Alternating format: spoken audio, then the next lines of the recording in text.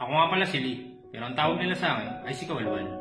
Ito nga pala ang kwento ng project ko na ginawa namin swimming pool. At ito na nga, gumawa na ako ng imbudo para naman di kami pagod sa akyat panawag ng mga materyales. Hanggang sa paghuhukay at pagbabakal, kami na rin ang gumawa. At paggawa ng forma, talagang matinding diskarte ang ginawa namin para mabuo ang forma ng swimming pool. Hanggang sa pagbuhos, talagang matinding makbakan ang ginawa namin dito. Grabe ang pagod. At ito na nga, winaterproofing ko na. Para naman, sure na walang tagas ng swimming pool. Hanggang sa pagtatiles, kami na rin ang dumali. Talagang matinding diskarte ang ginawa namin.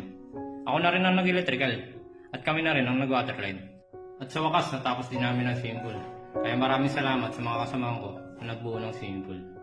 Maraming salamat nga po pala mga idol sa mga nanonood. Hanggang dito na lang po. Pasupport naman po ako mga idol. Papuso. Papalo. Hanggang dito na lang po. Salamat!